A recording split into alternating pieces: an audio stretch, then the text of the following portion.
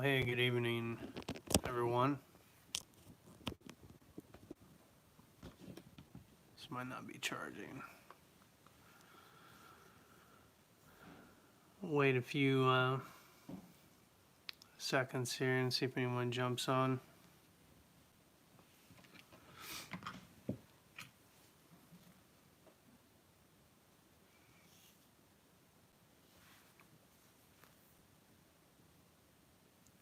It's currently December 16th, and it's 10:30 at night.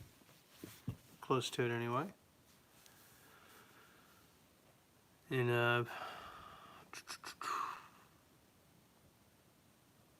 guess about 5 days into my COVID recovery, or having COVID rather, so things are going okay. Body aches and head pressure and all of that's gone. Got pretty good energy throughout the day. My voice sounds better. Congestion is getting better each day. One thing that's kind of interesting that happened today is I lost my taste and smell. That's been kind of interesting. Went to make some coffee and noticed I couldn't smell the coffee, and then so when I went to drink it, couldn't taste it. It was just warm water, basically. So then I went to the fridge and I got a jar of pickles out, opened that up to see if I could smell anything there, and nothing. So it'd be kind of interesting to see how long that goes on. My wife, she's had those symptoms for a couple days now. Her recovery is going a little bit slower. Her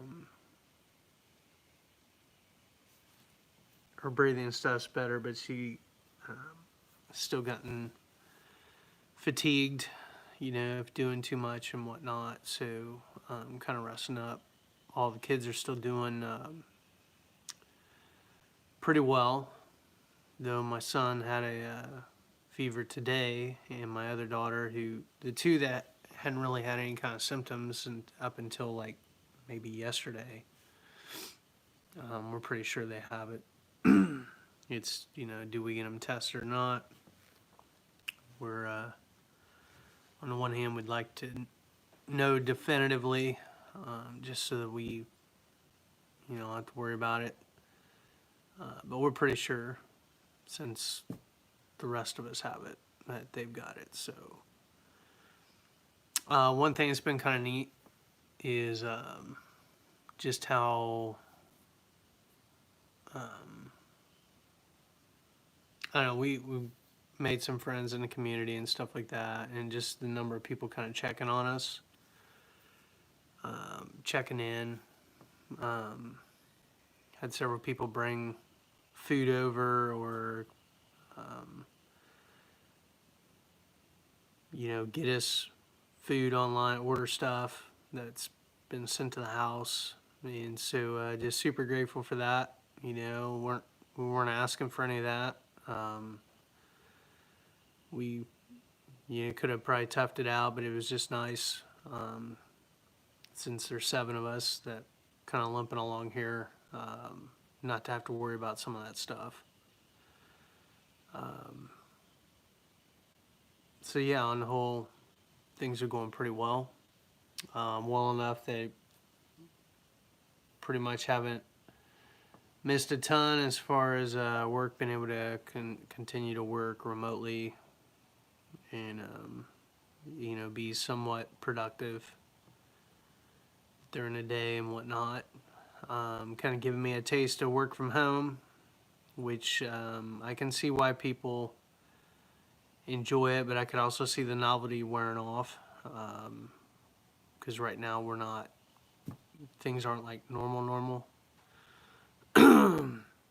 But I can see the advantages, just not having that commute in the morning, and having to spend the money on gas and like vehicle maintenance and all of that. I mean, we would still be spending money on gas, but we'd probably save some money there, effectively be a raise. I would save money on my lunches, just because I'm able to just eat here at home.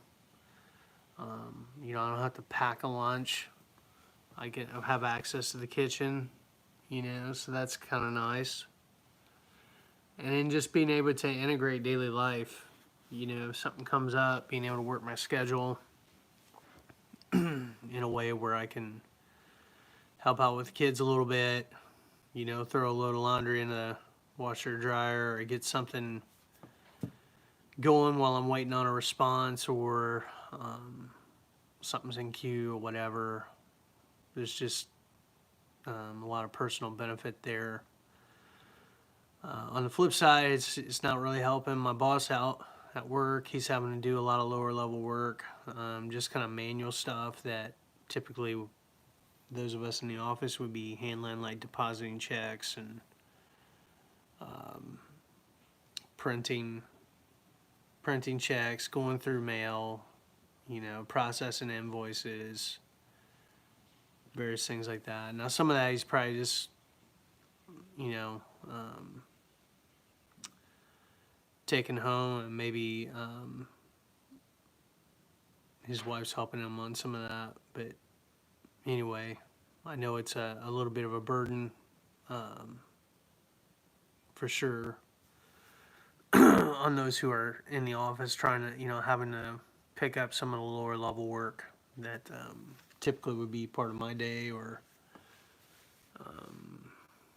my cohort's day.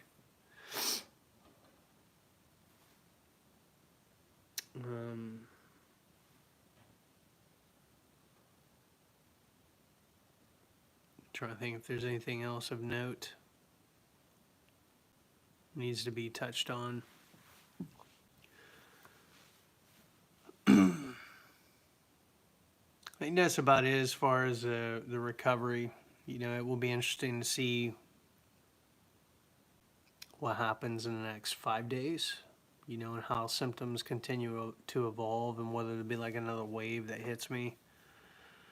Talking to friends that have had it, they're doing real good, have energy to kind of go about doing their thing, and then kind of second wave hits them, and knocks them down.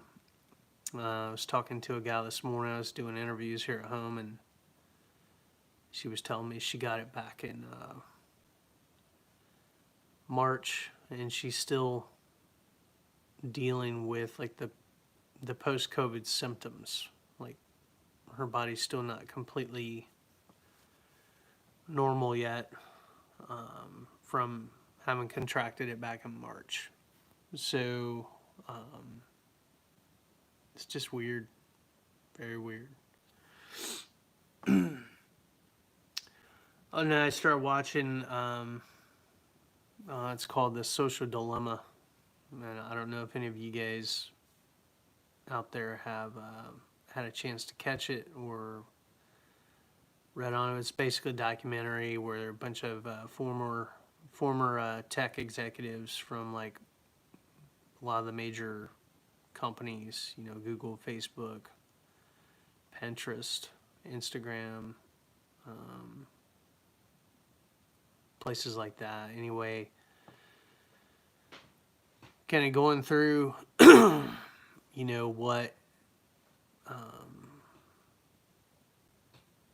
those social media has been a really cool tool in a lot of ways, and has resulted in some good and like people being connected and all that.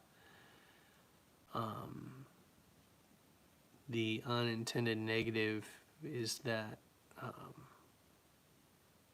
people, become addicted to it, and there's this whole race to the bottom of the brainstem to try to program, and design these apps and things in such a way that we can't resist them, that we have to stay engaged, we have to continue to check our devices to see if we've got notifications.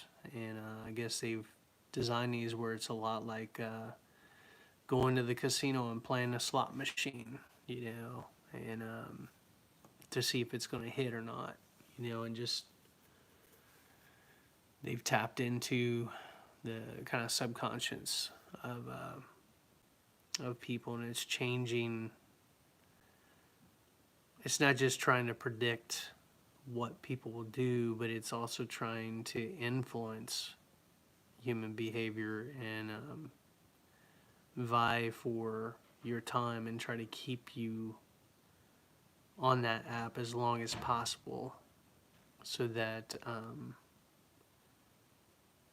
the advertisers get a return on their investment. And it just kind of goes into all the details, all the data that's being collected on us. I mean, even now, live streaming, there's probably stuff going on, stuff being analyzed. But just the sheer amount of data that is being collected on us and scrutinized and analyzed to try to predict our mood, or, understand where we're at currently and kind of predict where we're going to be, or try to figure out how to keep us engaged and ultimately influence our behavior. And there's a lot of pitfalls, it's undermining, some would say, like the underpinnings of society and like how people interact and communicate, fundamentally. And it's just going to be really interesting to see how that all does play out. I'm probably going to have my kids watch that documentary, with me, where I'll start it over. We'll watch it together. And, I know they're aware, and they set some boundaries and stuff. They're trying to be better about that, but it's a struggle, You think about all the different things you want to do, and how much time is spent on our devices, how much screen time. I get a report now, as far as daily screen time, and it'll average, 3.5 to 4 hours a day, which is incredible. It's not like I'm being super intentional about that time, but that's how much time, according to the little app, is being spent, on that, which is, that's a lot of time, and am I getting a return on that investment? Like, what is not getting done that could be done, or who could I be, spending time with, in like a productive way, or a way that is like my kids, right? So anyway, I don't know. It's just been interesting, kind of food for thought. Is kind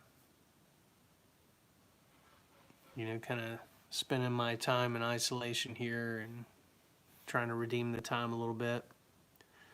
I guess on another note, the kids, we usually do this Gingerbread House thing where the cousins will come over. My brother-in-law will come over with his kids, and we'll do gingerbread houses and just kind of spend time together. Well, we're not able to do that because of situation and all that. So this year they did it a little different.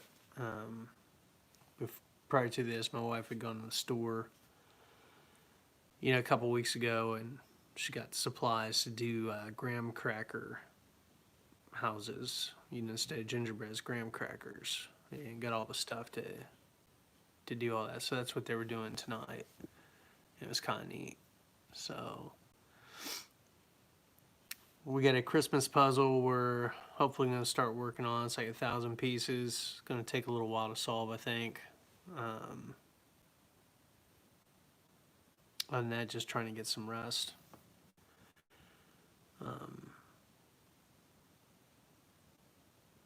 So yeah, that's pretty much it. So, I don't know if anybody else gonna pop on. I see you got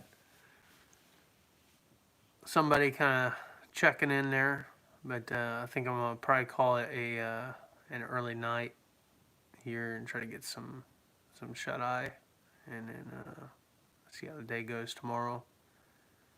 But